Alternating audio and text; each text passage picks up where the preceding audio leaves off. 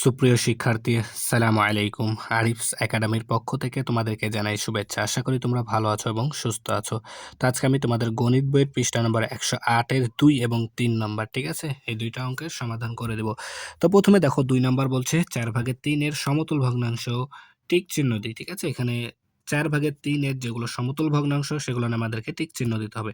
অর্থাৎ এক কথায় আমাদেরকে ৪/৩ এর সমতুল ভগ্নাংশগুলোকে খুঁজে বের করতে হবে। তো সমতল ভগ্নাংশ কিন্তু নির্ণয় করতে হয় কিভাবে সেটা আমরা শিখেছি, তাই না? তাহলে দেখো আমি যদি সমতল ভগ্নাংশ নির্ণয় করি তাহলে কি করতে হবে? ৪/৩ কে আমাদেরকে যেকোনো একটা সংখ্যা, পূর্ণ সংখ্যা দ্বারা লব এবং হরকে গুণ করতে হবে, তাই না? তাহলে যদি আমি লবকে ২ দ্বারা গুণ করি, তাহলে হরকেও ২ দ্বারা গুণ করতে হবে। তাহলে ৩ দুগুণ ৬, ৪ দুগুণ ৮, তাহলে ৮/৬। এই যে দেখো এটা হচ্ছে আমাদের ৮/৬। তার মানে এটা হচ্ছে আমাদের কি সমতুল ভগ্নাংশ ৪/৩ এর, ঠিক আছে?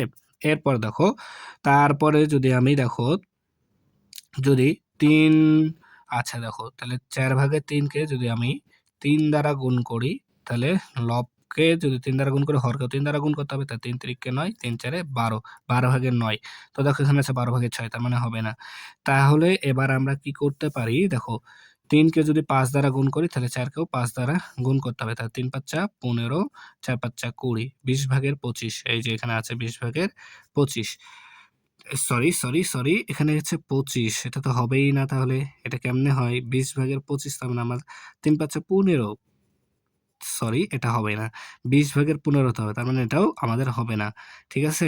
এরপর দেখো, যদি আমি এখন ৩ কে ৩ কে ৬ দ্বারা গুণ করি, তাহলে ৪ কেও ৬ দ্বারা গুণ করতে হবে। তাহলে ৩×৬ = ১৮, আর ৪×৬ = ২৪। তাহলে ২৪/১৮, এই যে এখানে একটা আছে।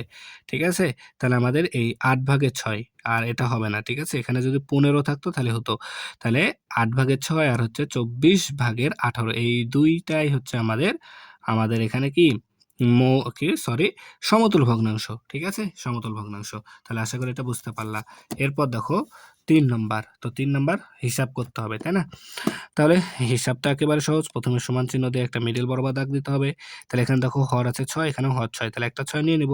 লব আছে ৫, তাই এখানে ৫ লিখলাম। বিয়োগ চিহ্ন আছে তাই বিয়োগ দিলাম। এখানে আছে ১, তাই এখানে ১ লিখলাম। এরপর আবার সমান চিহ্ন দিয়ে মিডল বরাবর দাগ দিতে হবে। তাহলে হর আছে ৬, তাই এখানে ৬ লিখলাম। তাহলে ৫ থেকে ১ বাদ দিতে হবে। তাহলে ৪।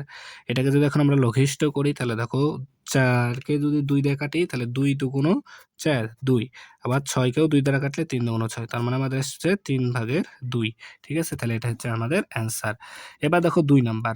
তো ২ নাম্বার আছে ১ + ৫/২ বিয়োগ ৫/১। তাহলে প্রথমে সমান চিহ্ন দিয়ে মিডল বরাবর দাগ। এরপর দেখো ২ টার এখানে দেখো ৫ আছে, এখানেও ৫ আছে। তাহলে আমরা এখানে ৫ নিয়ে নেব। ঠিক আছে? এবার দেখো এই ৫ দ্বারা এই ১ কে গুণ করব। তাহলে ৫ এক্কে ৫ এখানে বসায় দিব। এরপর যোগ চিহ্ন আছে, যোগ দিব। তারপরে এখানে লব ২ আছে, ২ লিখলাম। বিয়োগ আছে, বিয়োগ দিব। এখানে ১ আছে, আমরা ওখানে ১ দিয়ে দেব। তাহলে এবার সমান চিহ্ন দিতে হবে, তাই না? তাহলে হর আছে ৫, এখানে ৫ লিখলাম। এরপর এখানে দেখো ৫ আর ২ যোগ করতে হবে, তার মানে ৫ আর ২ = ৭, বিয়োগ ১ এখানে লিখে দিলাম। তাহলে আবার সমান চিহ্ন দিব, মিডল বরাবর দাগ দিব। তাহলে দেখো ৭ থেকে ১ বাদ দিতে হবে। তাহলে ৭ থেকে বাদ দিলে ৬, আর হর আছে ৫। তাহলে ৫/৬, একেবারে সহজ। ঠিক আছে? তাহলে আশা করি অঙ্কটা কি বুঝাতে পেরেছি। ঠিক আছে? তাহলে আজকে এ পর্যন্তই। ভিডিওটি ভালো লাগলে অবশ্যই লাইক, কমেন্ট, শেয়ার করতে ভুলবে না, এবং পরবর্তী ভিডিও সবার আগে পেতে আমাদের চ্যানেলটি সাবস্ক্রাইব করে রাখো। আল্লাহ হাফেজ। আসসালামু আলাইকুম ওয়া রাহমাতুল্লাহ।